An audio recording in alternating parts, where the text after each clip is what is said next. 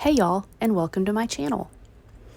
So trends come around about every 30 years or so. Things repeat themselves, and I remember having a charm bracelet back in the 1990s, and it was so cool. I'd customize it with charms when I went places and things like that. And charms are popular once again. You can see them in a lot of websites and companies, and they can get kind of pricey. So I want to show you how easy it is to make jewelry for yourself using some charms and really customize it to yourself. All right, so charms you can get pretty much anywhere they sell jewelry. Joann, Michael, Hobby Lobby, even Walmart. And charms, normally they come with the little jump ring attached, or at the very least, they'll come with like a little loop at the top. But you can also make or get charms out of just jewelry. Now, I just have some cheap jewelry here. I've got some earrings, a couple necklaces, a bracelet, and you know, if you find jewelry, maybe you have some old costume jewelry, or you found some jewelry at like a thrift store or estate sale, and you know, something like that. You know, pendants, anything like that. You can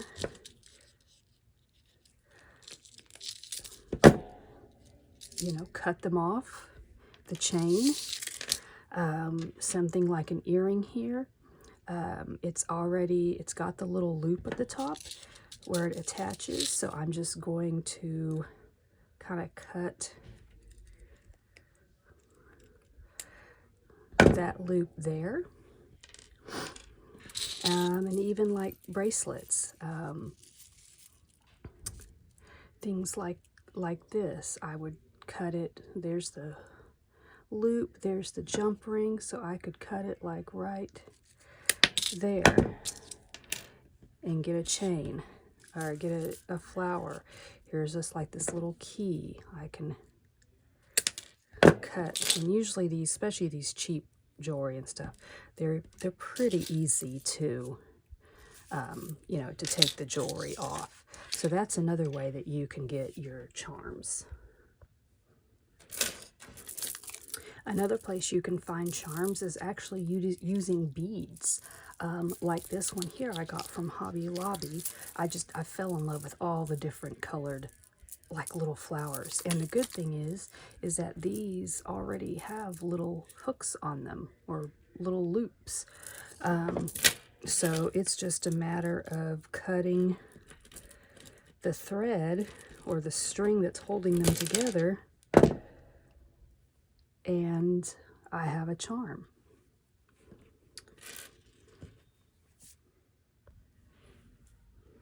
All right, other supplies that you'll need is a round-nosed or needle-nosed little pliers. You can usually find these in the jewelry department, online. You could use regular needle-nose pliers if you wanted, which look more like this. It's just not quite as narrow as these. Wire cutters, especially if you're going to have to, like I said, cut apart jewelry, or even like kind of shorten or lengthen some chain. You will need chain. Now, chain, again, you can get pretty much anywhere with the jewelry. These two here came from Walmart. These two here came from Hobby Lobby. You know, and they're different. Like this one's 30 inches, this one's 18 inches. You can mix metals, you know, do kind of whatever you want. Like the Hobby Lobby ones here, these chains actually come with the clasps and everything attached. These ones here from Walmart, they don't have the clasp attached, but they have all the pieces in the packages right here. Some other things you may need, depending on your charms that you get would be like jump rings, little rings like that, and you would want them, usually you would want them to match the metal of your charm, because as you say, some of the charms don't come with the rings on them, and you have to have a way to attach them to your chain. So I would probably go with more of a middle size versus something that's really tiny or something that's really big. Again, these are fairly cheap. I get most of mine at Hobby Lobby because most of their hardware is like half off all the time. If you want to make a purse chain, then you can use these swivel round huge clasps. Again, I bought these at Hobby Lobby. They come in a package of 4, 2 gold, 2 silver. And these you would simply attach the chains here on either end, however long you want. The process of putting the charms on the chains is going to be the same as what I'll show you. And then they have clasps like this that will hook onto your purse. So that's another thing that you can do. So now your charms, you can do however you want, like in the inspiration photos. Some of them stuck to a theme, like all Western, you know, or all bows. Some of them were just really random. I kind of did, and I don't know that I'm even going to use all of these, but I kind of picked things that represented me. I have a little sewing machine because I sew. I have a paw print for all my fur babies. Roses are my favorite flower, so I've got several roses in here. I love coffee and tea, so I have a little pitcher. I love to read, so I have a little book. You know, all these different little things that I've kind of found that I like. Again, a lot of charms come in a multi-pack, so you can get, you know, multiple things in one package. You don't necessarily have to use everything. But again, like I said, you can pick these up even online. If you know, go search online, places like Amazon, Temu, things like that, you can get, you know, a large quantity of charms. But otherwise, you can pick these up. Most of these came from Hobby Lobby and Michael's is where I picked up most of these. So, you know, that's definitely something that, you know, you can do, wait for sales and things like that. Now, when it comes to a charm necklace, most of the charm necklaces are going to be tighter. They're not like, they don't really hang down very far on the body. They're tighter, not choker-like, but definitely tighter around the neck. Okay, so for this type of necklace, to have it kind of mid-range between kind of a long necklace and a choker, usually 18 inches is about right, which is what this chain is here. But I want to kind of incorporate the different colors into the chain. So what I'm going to do is I'm going to cut my silver chain, which was 30 inches. I'm going to cut it at the 18-inch mark. And I'm not measuring, I just held it up to where, you know, where the 18 inches on that goes, which is 18 inches to the chain, not to this little end tail piece. Okay, now, and I mean, this, you technically don't have to do this. You can just buy a chain you like and go for it. I just have to make things harder, or not harder, I just have to make things more unique. So if I have my chain coming around like this, and then let's say we put these together like that. So technically it's like silver on one side, gold on the other. Now what I'm going to do is take this clip here and kind of clip it down here. And again, I will try this on to make sure that I like it. And then this little piece here, all I'll have to do is get a jump ring and open it up just a hair. You don't have to do it hard. I just put my little round nose pliers in and just pull them apart ever so slightly, just enough to get that metal piece in there.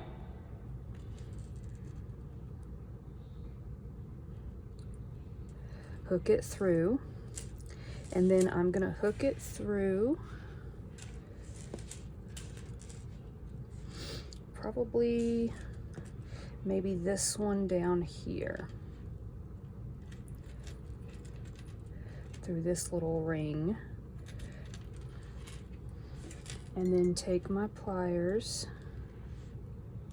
and just carefully close it back up.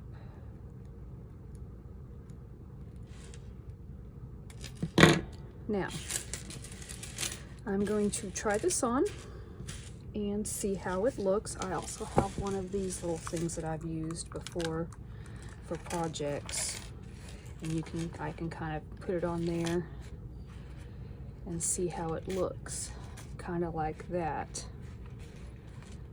which I think is going to work just fine. I just want enough space that I can kind of dangle some charms from both. So I'm just going to continue to kind of play with this, tweak it a little bit. I could add the rest of this string. I could actually add it above there as well. I could add it like on top and kind of wrap it around, you know, however I want. So I'm going to try it on my body, make sure I like it, and then fiddle with it some more if I need to, and then we can get started on the charms. Okay, I played around with it a little bit, and this is what I came up with. I kind of like that the gold goes up farther on one side than the other. So let me kind of measure it and show you what I did if you want to kind of replicate it a little bit. So I made the silver chain is the 18 inches, okay? And then down from one edge of the chain, I put the clasp. Let me see if I can.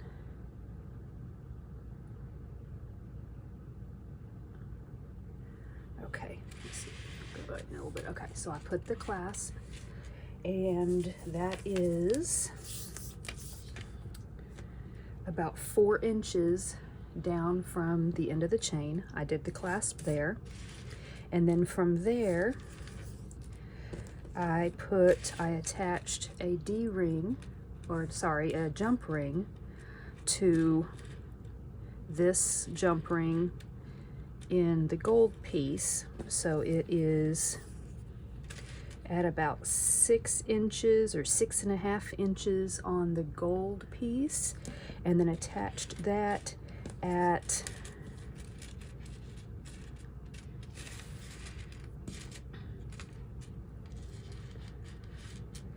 nine inches on the silver piece.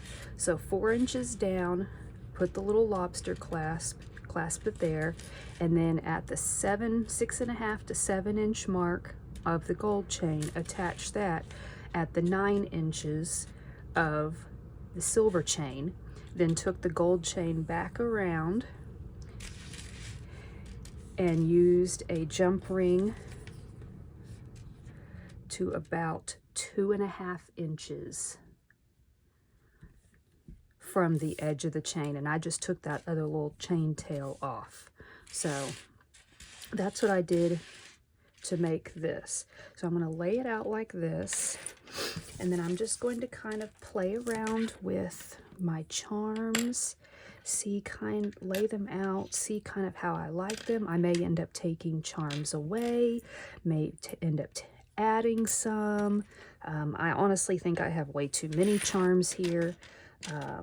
So there's some that I'm like, I know I want this charm definitely you know, so I'll make sure to add those in first, and then other charms that I may not be quite as gung-ho about, those I'll kind of do it at the end. So like that one, I'm not as gung-ho about. And then again, I'm gonna add some color to mine.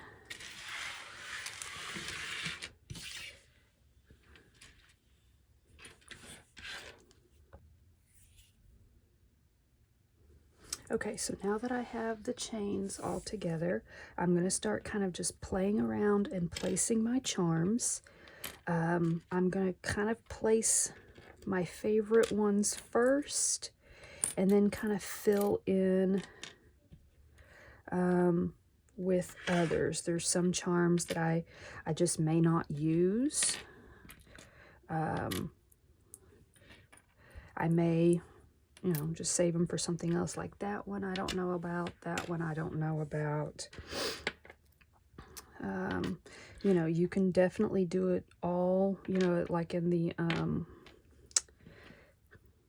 inspiration photos. Some of them used all silver, some of them used all gold. You can put them as close together as you want, or you know, have them farther apart.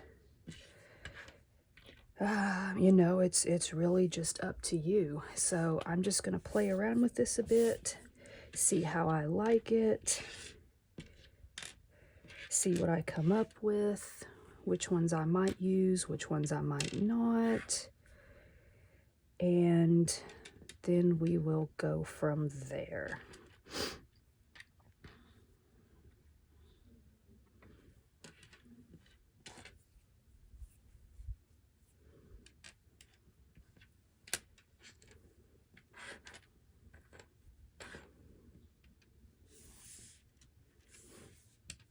Actually, I think I kind of like that the way it is. Oh, I did want to put my feather in there somewhere.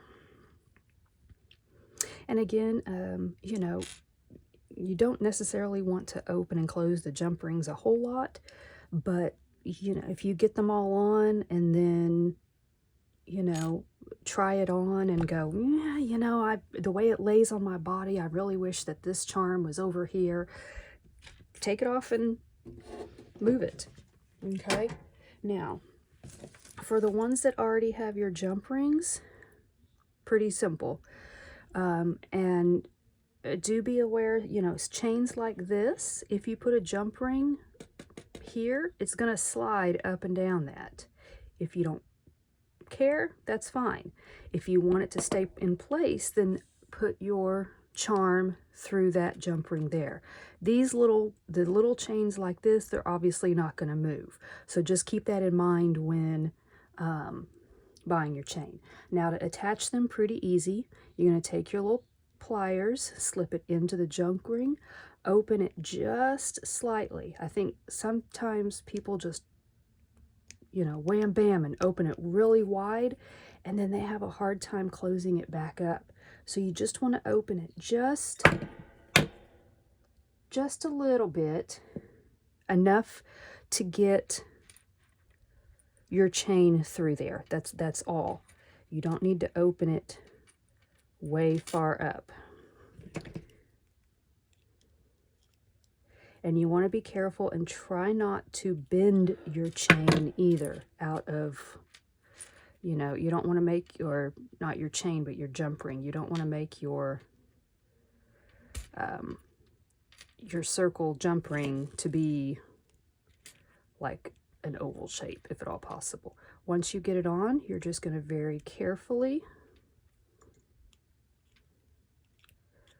close it back up. And sometimes needle nose pliers are a little bit easier because they have the flat side, and so they don't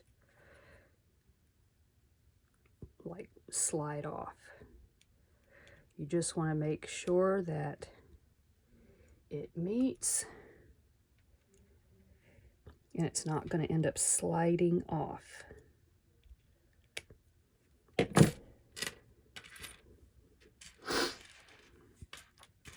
Okay.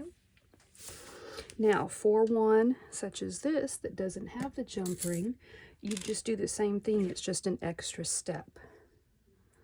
Let's see if I can do. These are so small that I know sometimes it can be hard to see on camera.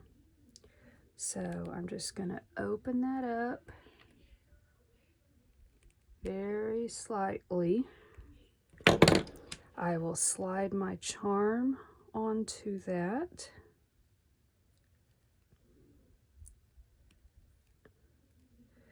And then that's going to have to be opened a tad bit more.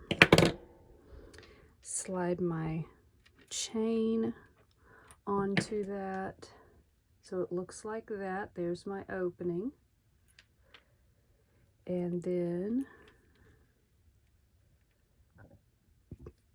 close it back up.